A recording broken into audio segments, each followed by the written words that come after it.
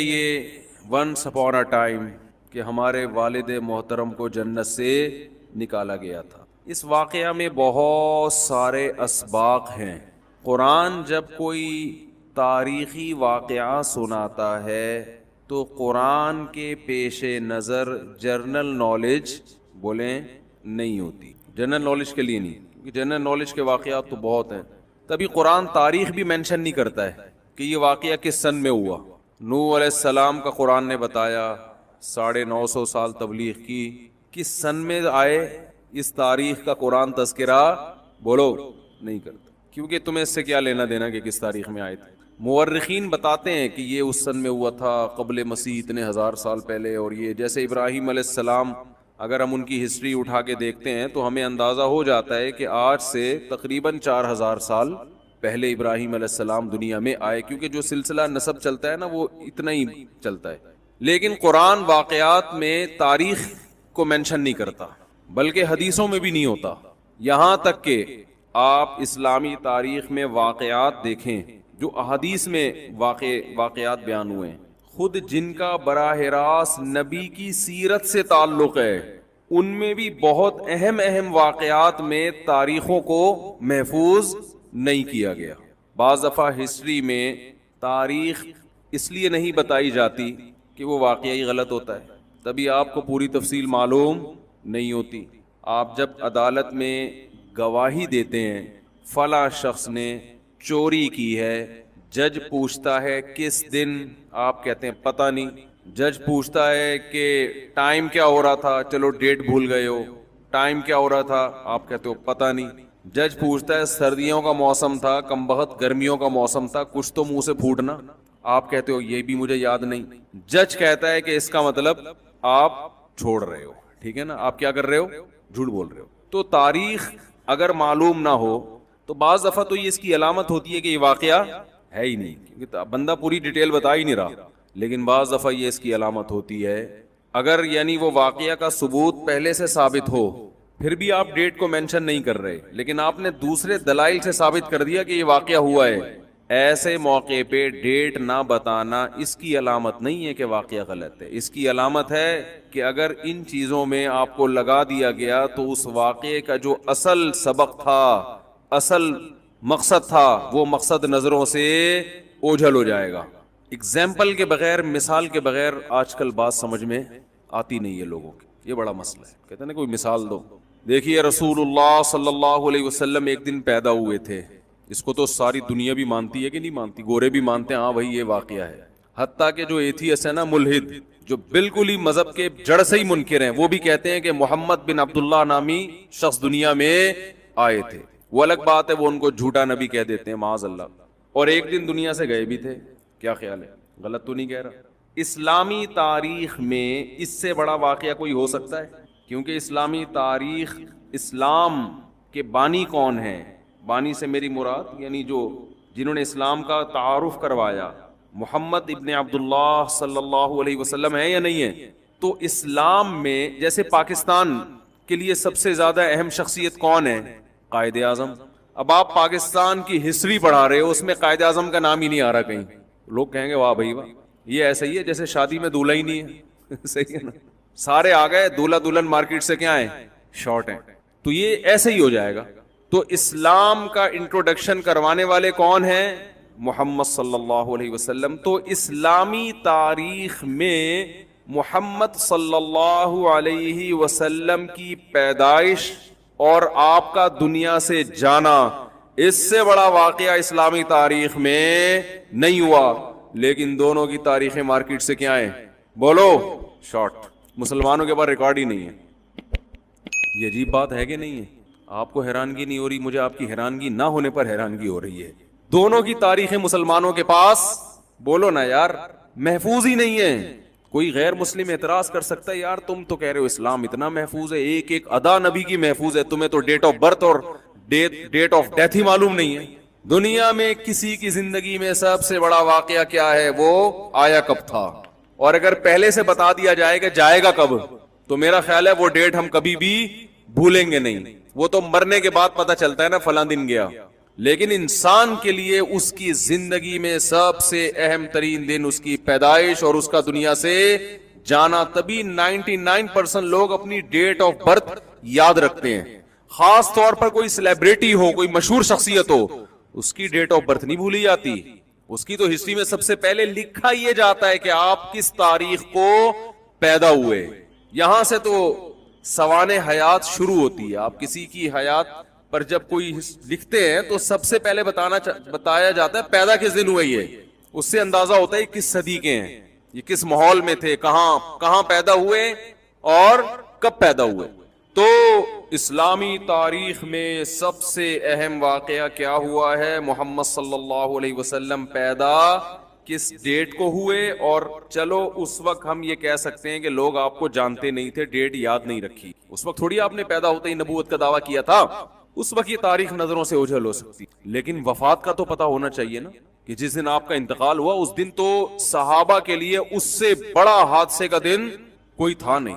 بعض جانوروں نے اپنے آپ کو ہلاک کر دیا غم میں. حضرت عمر رضی اللہ تعالی عنہ تلوار لے کر نکل گئے کہ جو یہ کہے گا کہ محمد صلی اللہ علیہ وسلم کی موت واقع ہو گئی ہے, میں اس کی گردن اڑا دوں گا. یہ لفظ میں اپنے کانوں سے سننا گوارا نہیں کر سکتا, برداشت نہیں کر سکتا. زندہ ہیں آپ کا انتقال نہیں ہوا. حضرت ابو بکر رضی اللہ تعالی عنہ نے خطبہ دیا, لوگوں کو جمع کیا جو حواس باختہ ہو گئے تھے, اوسان خطا ہو گئے تھے. ان سے کہا کیا ہو گیا تمہیں, کیسی باتیں کر رہے ہو؟ خطبہ دینا شروع کیا اور فرمایا یا ایھا الناس, اے لوگو, من کان منکم یعبد محمدا فإنہ قد مات, تم میں جو محمد صلی اللہ علیہ وسلم کی عبادت کرتا تھا, جس نے اسلام کو اس لیے فالو کیا ہے کہ محمد صلی اللہ علیہ وسلم کو راضی کرے گا, اللہ کی رضا اس کے پیچھے نظر نہیں تھی, ایک شخصیت کے لیے اس نے یہ کام کیا ہے, اعلان سن لے کہ آپ کا انتقال ہو چکا ہے, اس کا مذہب ختم. لیکن من کان منکم یعبد اللہ, جو اللہ کی عبادت کرتا تھا, جس نے محمد پر ایمان اس لیے لایا کہ کون خوش ہو جائے, اللہ خالق, فإنہ حی لا یموت, وہ آج بھی زندہ ہے اور اس پر موت نہیں آئے گی. کیا اسلام کے عقیدے میں صفائی کتنی ہے. اور یہ اعلان محمد صلی اللہ علیہ وسلم کے سب سے قریبی دوست کر رہے ہیں جن کو عقیدت سب سے زیادہ تھی. جب ان کا کانسیپٹ اتنا کلیئر تھا تو باقیوں کا کیا حال ہوگا. یعنی وہ بتا رہے ہیں کہ ہم جو اسلام کو فالو کر رہے ہیں محمد صلی اللہ علیہ وسلم کی رضا کے لیے نہیں, وہ تو ایک انسان ہے, یہ کس کی رضا کے لیے, خدا نے بنایا ہے. انہوں نے اپنی طرف دعوت نہیں دی ہے, انہوں نے کس کی طرف دعوت دی ہے, خدا کی طرف. تو محمد صلی اللہ علیہ وسلم کے زندہ رہنے سے یا دنیا سے چلے جانے سے اسلام, آپ کے اسلام پہ کوئی فرق نہیں پڑنا چاہیے, وہ تو ایک شخص ہیں. اور پھر قرآن کی آیت پڑھی وما محمد الا رسول قد خلت من قبلہ الرسل, کہ محمد صلی اللہ علیہ وسلم ایک رسول ہیں, آپ سے پہلے بھی بہت سے پیغمبر گزر چکے. افإن مات او قتل انقلبتم علی اعقابکم, بھلا بتاؤ اگر ان کی موت واقع ہو جائے یا وہ میدان جنگ میں قتل کر دیے جائیں تو کیا تم دین سے واپس ہٹ جاؤ گے. حضرت عمر کہتے ہیں جب میں نے یہ آیت سنی تو مجھے ایسا لگا جیسے یہ آج نازل ہوئی ہے, حالانکہ پہلے بھی پڑھتے تھے مگر اس کا مطلب سمجھ میں آج آیا ہے. بہت مشکل ہے بات سمجھا. اس زمانے میں دنیا میں سب سے مشکل کام بتاؤں کیا ہے, دوسری شادی کر. خیر, تو بات سمجھانا بھی بہت, یہ بات بھی تو سمجھانا بہت مشکل ہے نا کہ دوسری شادی کرو, تو اس کا مطلب اصل شادی کرنا مشکل نہیں, اصل کیا ہے, سمجھانا مشکل ہے کہ اس کی اہمیت. یہ چلتا رہے گا جب تک ہم زندہ ہیں نا, یہ پروگرام چلتا رہے گا. خیر, تو حضرت عمر رضی اللہ تعالیٰ عنہ فرماتے ہیں مجھے ایسا لگا جیسے یہ آیت میں نے پہلی دفعہ سنی, حالانکہ پڑھتے رہتے تھے مگر یہ تو اسی موقع پہ تو نازل, اسی موقع کے لیے نازل ہوئی.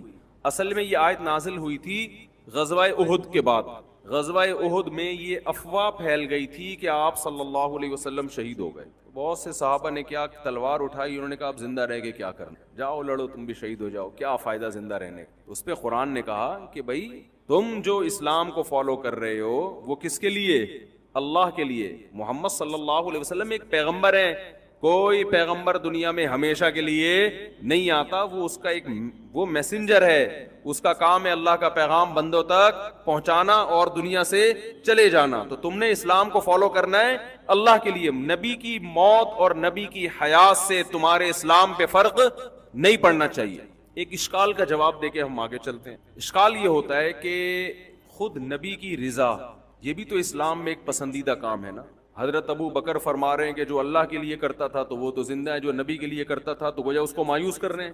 بھئی نبی کے خوش کرنے کے لیے اگر اسلام پر عمل کر رہے ہو تو نبی تو چلے گئے، تو گویا یہ ایک طرح سے حوصلہ شکنی ہے نا کہ بھئی تمہاری تو معاذ اللہ بظاہر نیت ہی ٹھیک نہیں تھی۔ تو سوال یہ پیدا ہوتا ہے کہ نبی صلی اللہ علیہ وسلم کو خوش کرنا یہ تو بذات خود ایک اچھا کام ہے نا، یہ بھی تو ایک شریعت میں مقصود ہے نا، یہ بھی تو اسلام میں ایک پسندیدہ کام ہے۔ پیغمبر ہیں آپ، کوئی عام شخصیت تھوڑی ہیں۔ اس کا جواب سمجھیں، اس سے اسلامی عقیدے کا آپ کو اندازہ ہوگا کہ اسلام میں پیغمبر کی حیثیت کیا ہوتی ہے۔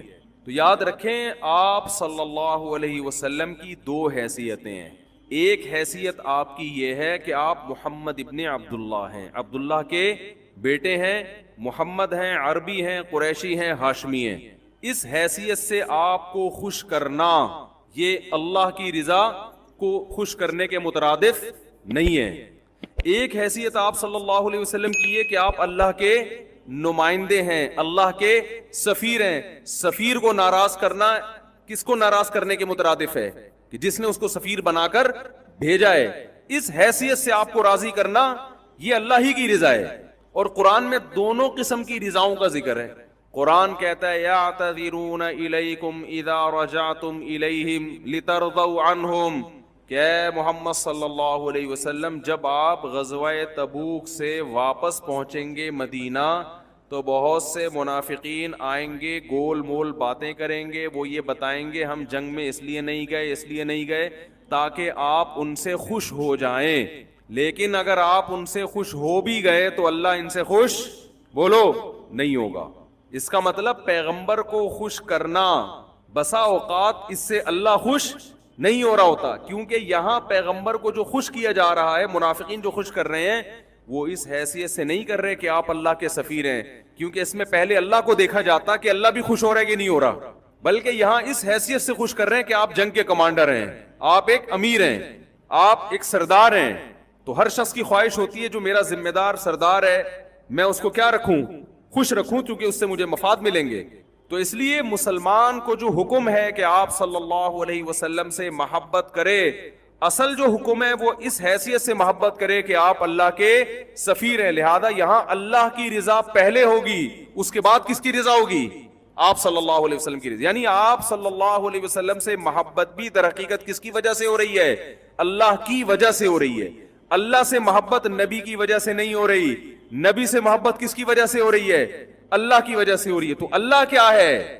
اسلام میں اصل اللہ ہے، کیونکہ ہمیں پیدا کرنے والا وہ ہے۔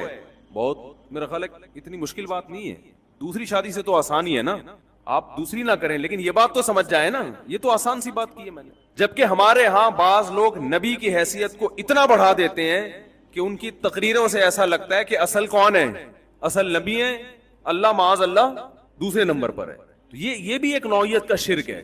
تو خیر میں یہ عرض کر رہا تھا، میں کیا عرض کر رہا تھا ذرا یاد ہے آپ کو؟ ہاں میں یہ عرض کر رہا تھا کہ اسلامی تاریخ میں سب سے بڑا واقعہ کیا ہوا ہے؟ آپ صلی اللہ علیہ وسلم کی پیدائش۔ چلو اس وقت ہم کہتے ہیں لوگوں کو کیا پتا تھا کہ آپ پیغمبر بنیں گے، لیکن آپ صلی اللہ علیہ وسلم کی وفات کے وقت تو یہ غم تھا صحابہ کو، اس سے بڑا صدمہ صحابہ کو تاریخ میں نہیں پہنچا، اتنا بڑا صدمہ، کیونکہ عشق کی حد تک محبت تھی صحابہ کرام کو۔ اور حضرت عمر جیسا مضبوط دل وہ یہ لفظ سننے کے لیے تیار نہیں ہے کہ کوئی یہ کہے کہ آپ پر موت واقع۔ انسان کو بہت محبت ہوتی ہے نا، وہ نہیں سنتا۔ خوشی کی خبر بھی انسان سے برداشت نہیں ہوتی، بہت زیادہ خوشی ہو۔